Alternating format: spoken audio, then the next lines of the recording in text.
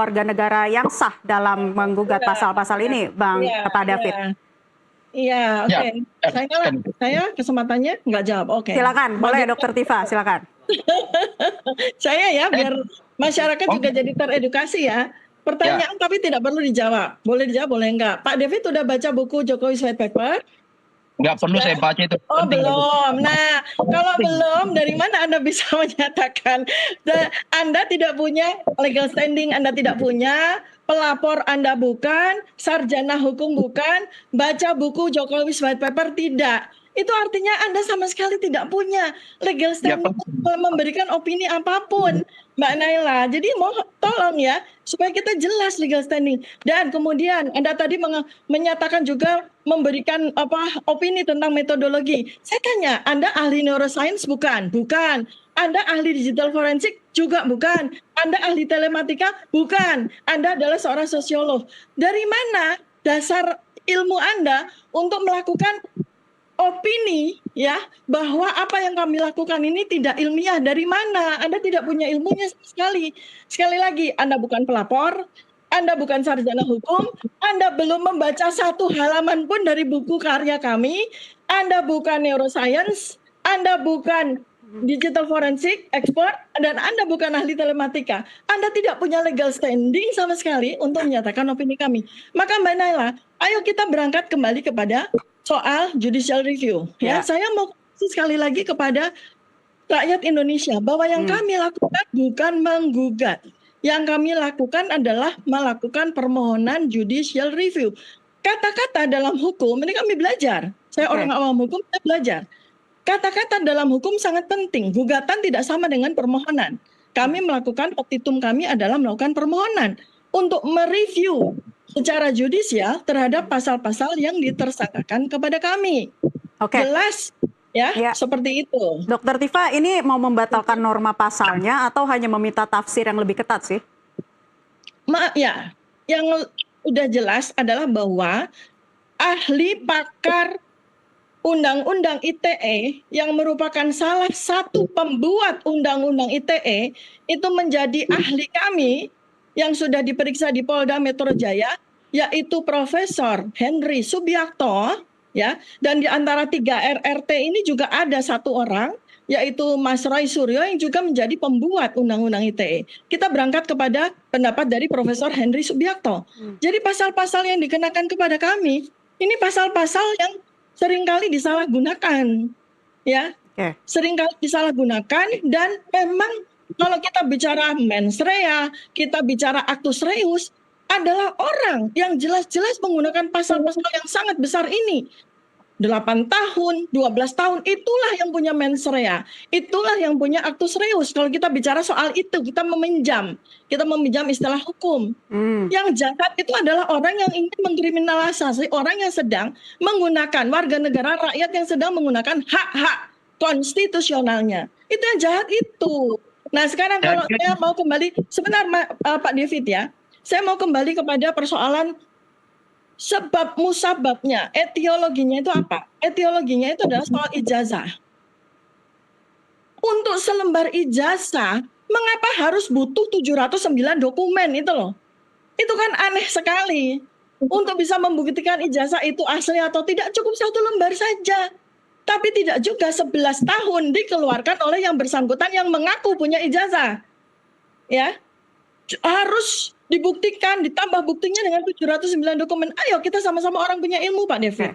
Sama-sama orang yang, ya, jadi kita sama-sama, mana mungkin ya, 1 lembar ijazah harus didukung oleh 709 dokumen yang lain. Ya. Baik. Pak David, apa sih tadi yang menguatkan opini Anda bahwa dalam penelitiannya dari RRT ini ada niat jahat? Ya, ada niat jahat. Karena mereka sudah state di depan, ijazah Pak Jokowi itu palsu, baru mencari bukti. Itu saja kaidah ilmiahnya nggak terpenuhi, sama sekali nggak terpenuhi. Makanya kalau dibilang baca buku white paper, nggak ada pentingnya itu, karena buku itu dibuat untuk legitimasi, ya, membuat legitimasi seolah-olah mereka ini peneliti, seolah-olah, ya. Jadi makanya saya katakan nggak ada pentingnya untuk masyarakat membaca itu, karena di dalamnya ada niat jahat di situ, mens rea. Yang berikutnya adalah kalau bicara kaidah penelitian kuantitatif itu ada di dalam yang namanya etis tidak merugikan orang lain. Nah di sini kan merugikan seorang Pak Jokowi. Yang tadi kalau dikatakan apa kepentingan kami? Kepentingan kami ini sebagai anak-anak bangsa yang merasa tersakiti dengan mantan presiden kita semua, mantan presiden kami, mantan presiden Republik Indonesia yang dinista senista-nistanya, ya, dianggap memproduksi jasa palsu untuk dipakai meraih jabatan publik. Bahkan UGM, ya, institusi sekelas UGM, salah satu kampus terbaik yang dimiliki Republik ini, identitas bangsa ini, benteng peradaban ini dinista seolah-olah UGM itu memproduksi ijazah palsu. Ini kan luar biasa, maka kepentingan kami sebagai anak-anak bangsa ini merasa tersakiti dengan hal-hal seperti ini yang seolah-olah mengatasnamakan peneliti, lalu kemudian ketika berhadapan dengan hukum karena hukum sudah mengatakan bahwa Anda bukan peneliti, ya, Anda itu tersangka karena sudah argumen yang Anda bangun itu ditolak oleh hukum, ya. Makanya silakan nanti masuk bertarung di proses persidangan. Itu tidak masalah. Sekarang Anda melakukan judicial review itu nggak masalah, itu hak Anda, silakan. Makanya kita akan menguji semua. Semua Anda sudah masukin semua. Ancaman KIP sekarang KIP rekomendasi untuk Anda bersama teman-teman, khususnya Pak Bonatua, untuk mendapatkan salinan yang dimiliki KPU. Itu membuktikan bahwa penelitian Anda ketika itu tidak berdasarkan data dan fakta faktual asli, berdasarkan kaidah penelitian ilmiah dalam metodologi penelitian kuantitatif. Anda nggak memenuhi itu hipotesa. Pak David, ini opini Anda pribadi atau dari mana Anda bisa mengatakan bahwa penelitiannya ini tidak ilmiah sih? Loh, kita semua kan belajar metodologi penelitian. Dari S1, S2, S3 semua orang belajar metodologi penelitian, ya. Jadi metodologi penelitian itu semua ada kaidah-kaidah ilmiahnya dan itu nggak terpenuhi sama sekali. Masa sebuah penelitian sudah menyimpulkan di awal baru mencari bukti pendukung di belakang? Itu kan nggak benar. Kalau itu hipotesa awal, ya, hipotesa itu kan dugaan awal yang harusnya Anda buktikan di belakang berdasarkan data dan fakta faktual. Makanya kalau kriminalisasi peneliti dari mana? Kemudian status Anda, status seorang peneliti itu ya, daftar, punya sertifikasi di Badan Nasional, sertifikat, ya. Pak David ini lagi berhalusinasi. Ini semua bagi kita adalah proses pembunuhan terhadap publik yang seolah-olah mereka ini peneliti yang dikriminalisasi, status mereka tersangka.